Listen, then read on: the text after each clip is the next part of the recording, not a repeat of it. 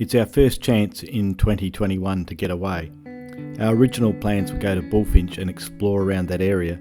However, a heat wave pushed down by some cyclones forced us to change our plans, and we are now going to head out towards Lake King and Hatter Hill.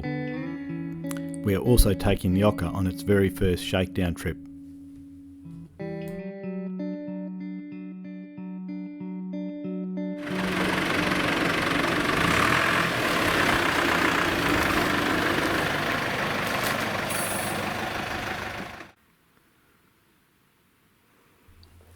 Our first stop is the Old Mill Dam at Dryandra Nature Reserve.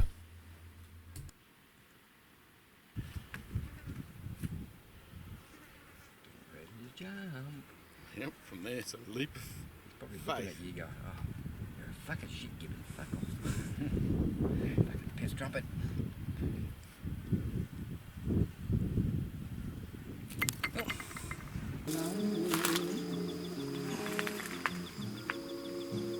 Try and get in front of it. Touch it. You fucking touch it. This very unusual looking spider is a huntsman with its millions of babies on its back. You ready? Watch all babies run away. My father said it. No, they're not running. Dead. Pingaring. There's my tent. Fucking beauty. Till it leaked. Yep, we did get an unexpected rain, but this only occurred when we left the camp chairs in the open. You don't touch a tub, water comes through. It's not one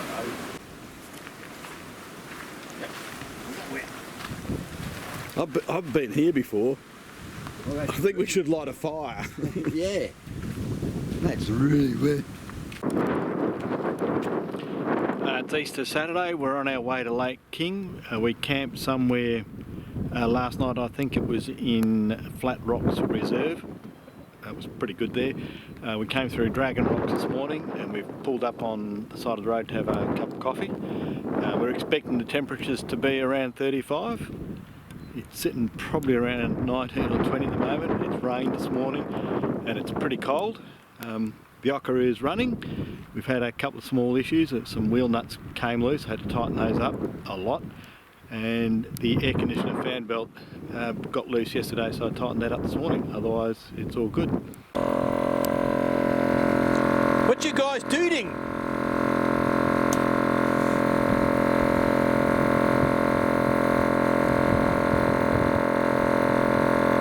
Fixing my tyre. Got you saved the water? Need it!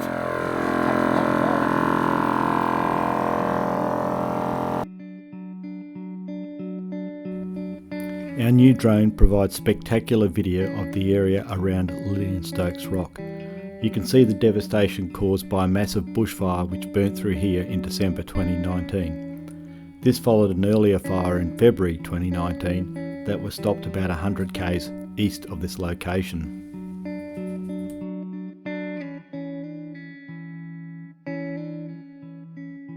We're back at Lillian Stokes Rock. It's been a few years since we were here last. I'm not sure what year it was, but it's 5 or 6 years ago, and we camped in this spot here and the trees were all green and everything. Bushfire's been through here a couple of years ago and totally wiped everything out. There's a bit of conjecture about this that I'm going to say now. According to the one of the Lonely Graves books, buried here is Lillian Stokes, the wife of Lieutenant Stokes of Stokes Inlet, and it says buried at Lillian Stokes Rock. This is the only record I can find of that, and there is a suspiciously shaped pile of rocks about 6 foot by 2.5 feet by whatever it is beneath this tree, and I reckon that's a grave.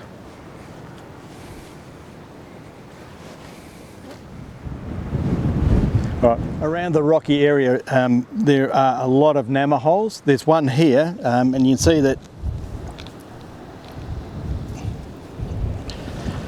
there's about this much water in it and about that much mud. There were quite a few, and a lot of them were covered up with the round stones that go over the top. But a lot of the depressions here right now are filled with sand or dust and ash, and I think it's actually covered up these depressions so that whatever holes are in there have been filled up with that dirt after the bushfire.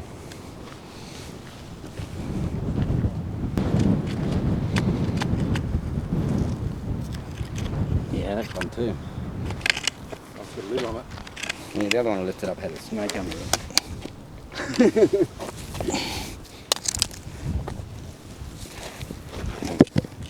That goes down a bit.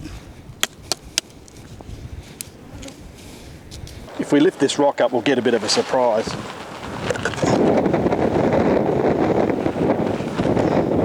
You can see there's a hole, quite a deep hole down there, and there's 1, 2, 3 frogs in the water. There's millions of tadpoles. That's definitely one there. You can see the shape. I'll get a small shovel. I reckon with all the fires. We had the idea of cleaning out these gnamma holes, but during the excavation we discovered that a small marsupial mouse had taken up residence and dashed out between Stephen's feet. The drone gives an excellent overview of the depressions in the rock where the gnamma holes are. This is definitely one of the gnamma holes that Steve and I found years ago. We're not going to dig it out because that mouse that just ran out, we'll put the rock back on, and hopefully it's not a domestic mouse, it's something special. Definitely not a domestic mouse. That's it, that's alright. Yeah, that's all the ash from the fires. And stuff that was on the ground would have got washed into the... And you wouldn't read about it. fuck, A second there's hole another we tried to dig out had another mouse living in it. It's bouncing. Yeah. Yeah, it's a marsupial of some Yeah. Just west of Hatter Hill, we've come across an old mining camp, and we're exploring the boreholes that we found here. We're out exploring the Lake King to Norseman Road, and we're on this track which is in the middle of the burnt out country, and we've come to where there should be a mine and found a couple of really deep boreholes.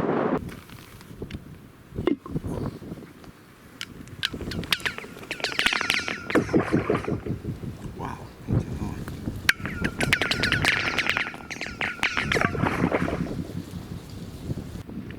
The boreholes have a concrete pad around them, and one of them has the engravings of the guys who put it in 1989, and it says it's 84 metres deep.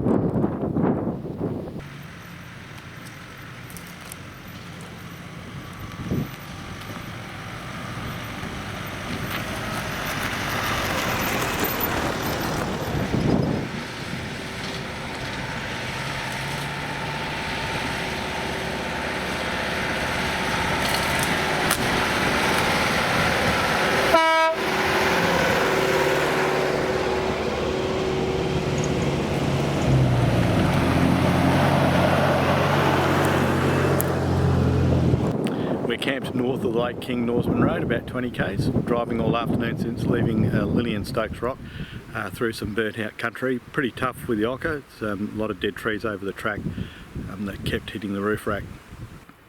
It's Easter Sunday and this is our morning camp. You can see that in the area where the bushfire is, there is a lot of regrowth and regeneration of the plant life here.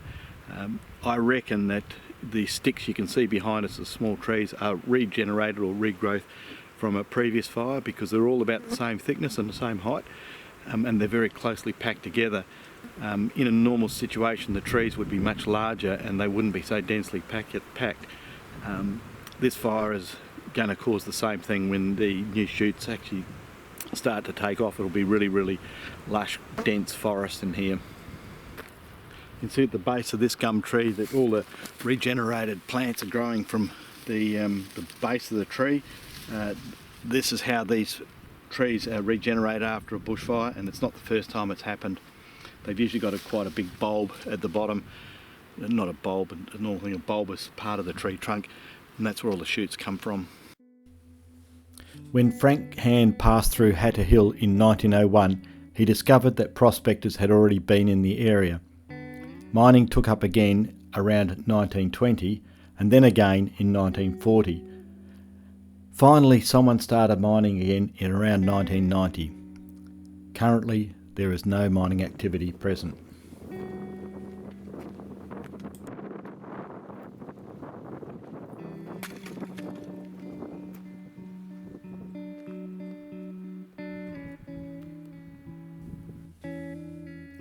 This is an aerial view of the old stone hut we found. I don't know who lived here, but a lot of work went into building this residence. So where is Hatters Hill? Well, it's not far from Lake King, just east of the rabbit-proof fence.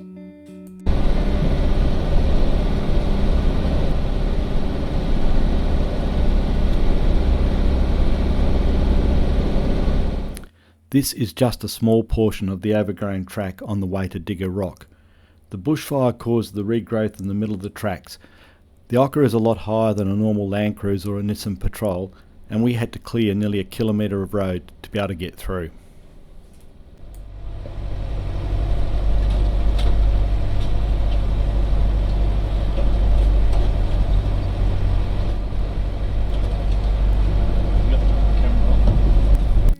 A lot of effort went in around this area to build man-made catchment areas for water. On Digger Rocks we found a small dam that had been constructed. There was another dam that had been built that looked like a bath, but we were unable to locate it. The flies and I are at Digger Rocks, and I've been trying to find a little man-made dam. We found one over on a rock over there, but it didn't match the photo in the book, so I've been trying to find the other one, and it doesn't look like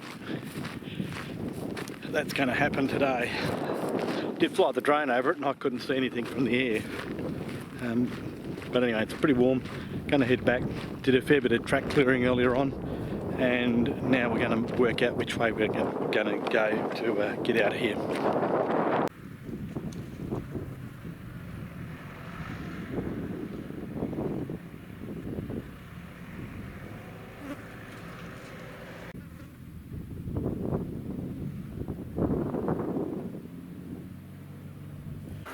We've decided to head back west, back across the rabbit-proof fence.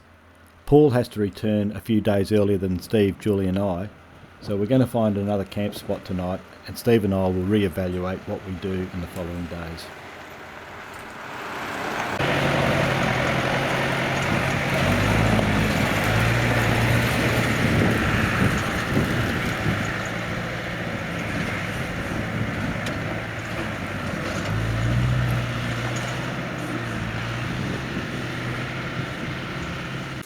We got steak for dinner. Yum. Scotch fillet, in fact. I can hear the sizzle.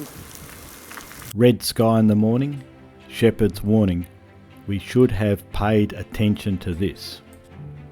The following days at Hatter Hill were very, very warm. One day reached 40 degrees. Worse than that, the flies were absolutely menacing. Once back at Hatter Hill, Steve and I walked around for quite some time looking for an abandoned grave. I put the drone up and I discovered an old mining camp with 4 concrete pads. This looked like a good place to stop. According to my research, there were 3 graves at Hatter Hill. 2 of them have been removed and one was supposed to have been fenced off by mine management.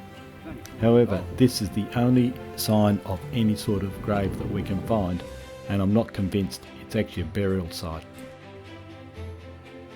After the drone had come back, we set the vehicles up and we drove towards the concrete pads to make camp for another 2 nights. We chose the concrete pads to park on because we thought they'd be level. They actually were not level, not close.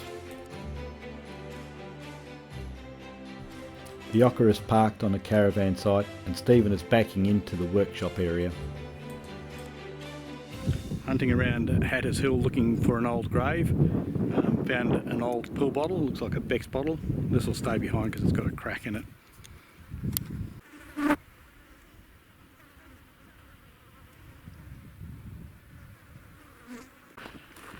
There's a lot of old tin cans around here. This sort of style is pretty old with the top that's soldered on. They don't make that anymore.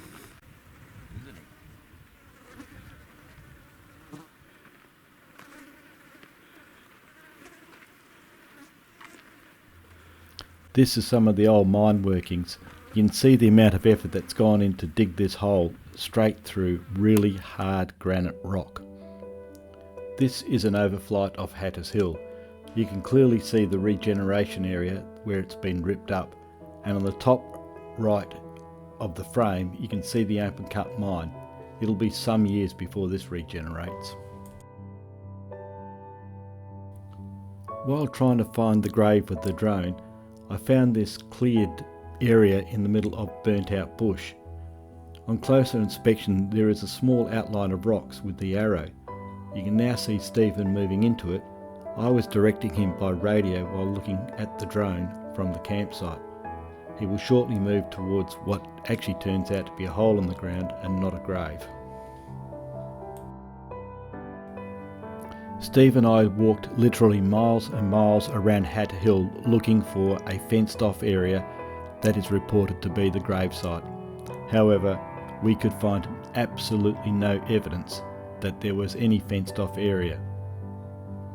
That doesn't mean a grave doesn't exist out here, it just means we haven't found it yet.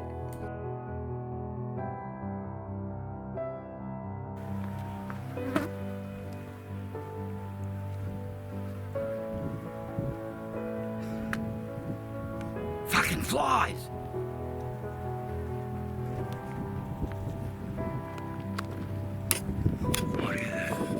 This is our camp at Hatters Hill. You can see the two vehicles behind me. We're parked on the an old mine camp. There's a couple of concrete pads there and a memorial to a baby that died in 1990. We're here with the world's population of flies and they're giving us the shits, and we hope that as soon as the sun goes down they will go away and we can have something to eat. But come over here and have a look at something I found in the tree. The hole in the base of the tree over there just behind me looks like it originally had a pole or something in there. Not sure what it was for, but it's a long time ago because that tree's grown pretty big. Behind me on my right hand side there's a pile of old cans and stuff, and these are really old cans, so they're probably around when the original explorers came through here looking for gold. This is the first time we've had a really good drone that we can use to discover stuff. We've also found this dam with the drone and we're going to explore it now. This is the dam we found at Hatters Hill.